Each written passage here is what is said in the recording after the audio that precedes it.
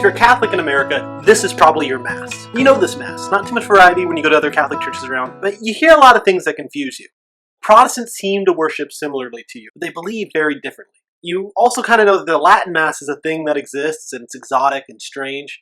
You're pretty sure they believe almost exactly the same thing you do. But what even are the Episcopalians and the Presbyterians, and what about the Mormons? Are the Mormons even Christians? What about those Easterners? I heard I can go to their Mass sometimes. Does that count? What's going on there? Well, it's time to show you your place in all of this.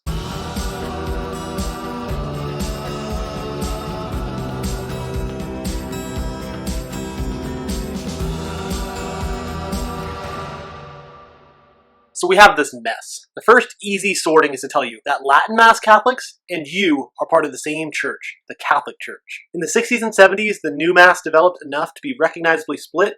The Latin Mass, also known as the Trinity Mass, the extraordinary form a lot of traditional Catholics still practice. They're still with the Gregorian chants and they're fully in Latin. You probably kneel twice during an English Mass, but they kneel like 8 times. There are many churches who celebrate the Mass with the Latin Mass, and it's equally valid to yours. Both are fully Catholic, you're all Catholic, you can go to their Mass, they go to yours, they're real Catholics. The emphasis in these communities is on different aspects though, and the prayers in their Mass are very different at parts. It's also, all in Latin, which changes things a lot. Important side note, each type of Mass can actually be done in Latin, but it's rare to have the ordinary form Latin Masses, so I won't dwell on it.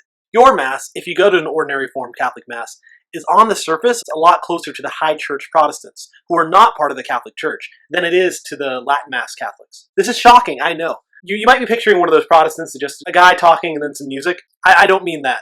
To understand this, you should know there are broadly 2 types of Protestants, generally called High Church and Low Church. The best way of thinking about it is liturgical versus free form. More on that later. So like how your Mass is close to some Protestants, the Latin Mass is similar to some traditional groups that split away. These groups mostly split because they didn't like Vatican II and are now generally known as sedevacantists, literally meaning empty pope chair. One of these groups literally has a guy in Oklahoma who they say is the new pope to restore tradition. He's Pope Michael. There's also some groups in Europe called the Old Catholic Churches, which is kind of similar, but they're a little weirder. These groups are called schismatic. In other words, they believe fairly similarly to Catholics, but have rejected the church and gone into schism over one issue or another. One group that has a strange status also is the SXPX. They're probably one of the biggest split Latin Mass groups, and they're a group of Catholics who wanted to keep practicing the Old Mass, even though the church higher-ups wanted them to do the New Mass. The main controversy arose when they ignored Pope John Paul II and consecrated their own bishops against his will. This put them, arguably, into a state of schism. But Pope Benedict XVI tried to normalize their status about a decade ago. The situation is still very tense. A similar situation to the schismatic Catholic churches are the Eastern churches. To make a very long story short, Jesus came, Jesus left, and the Christians spread out to make disciples of all nations. These early Christians were in contact with each other, but each region developed its own particular way of worshiping the liturgy. Different rites, same worldwide Catholic Church. Augustine's famous quote, "When in Rome, do as the Romans do," is referring to this. In other words, a Catholic should follow the specific practices of the faithful Catholics in the land that they are in, especially regarding public acts, like the language of the liturgy you're celebrating. But in short, there are 6 Catholic rites. A rite is not a language. It's a tradition with a lineage going back to the apostles with a certain way of practice. For example, both the English and the Latin Masses we've been talking about are in the Latin rite. So it would be the Spanish Masses, the Portuguese Masses, the German Masses, or a lot of the Masses in Africa.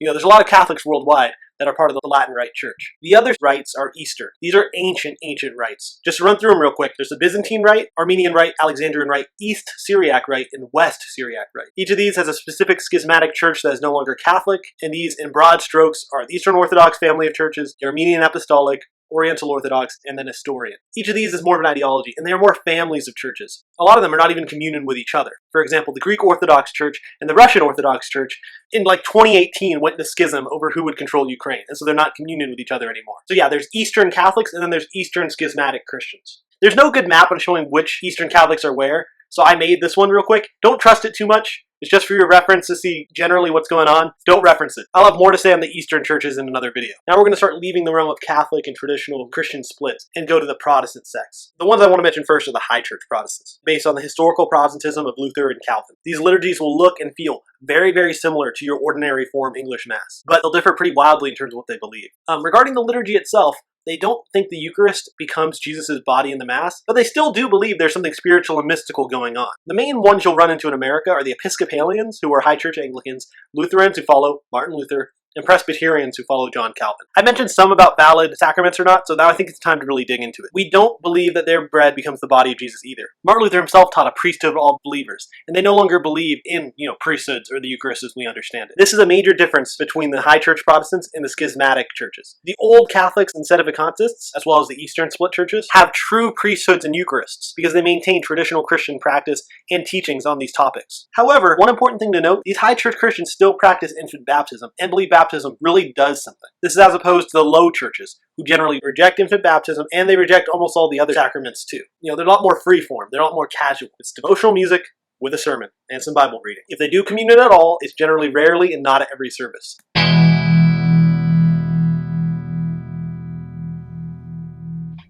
As a side note, most Christians you'll run into who reject evolution will tend to be in this category too. Though of course there's Christians all over and some Catholics who reject evolution as well. I'm not saying it's just them. The Low Church is much more what you think of non-denominational or Bible Christian. Baptists, evangelicals, another word, Pentecostal, a lot of the local churches that are just one guy talking, then some music. Messianic Jews generally fit into this category too. These are Jews who want to keep their Jewish identity and practices, but they accept Jesus as the Messiah and they accept the Trinity. The Anglicans are an interesting case, and I've avoided talking about them much yet, because they're technically in all of these categories. They're the Church of England. What unites them is the King, and not being with the Pope. Some Low Church Anglicans split, became a group called the Methodists, and High Church Anglicans had a split too. A lot of them are now Episcopalian. Anglicans will allow a ton of divergence in belief and practice to keep their church together.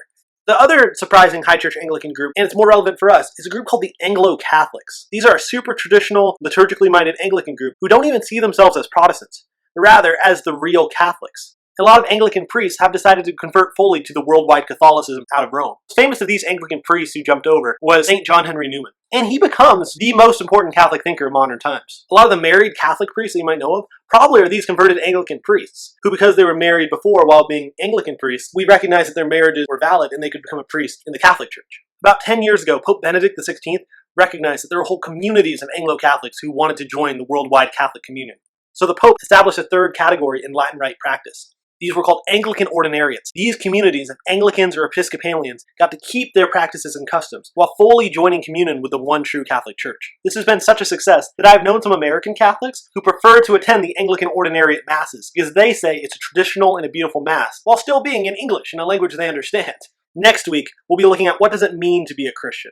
Everyone I've mentioned so far are Trinitarian Christians who, as Catholics, we believe have valid baptism because they baptize in the name of the Father and the Son and the Holy Spirit. Next week, we'll be looking at people like the Mormons who would not count as that category. And so going backwards, we have baptized Christians, we have Christians with liturgies, we have Christians with valid sacraments, and we have Christians who are in communion with the Pope, the worldwide Catholic communion, and with you. If you liked that video and think I've earned it, give it a like and a subscribe. It'll help. We're trying to do something a little different here on this channel, and I hope you leave a comment and let me know what we could do better or what we should do different. Stay tuned.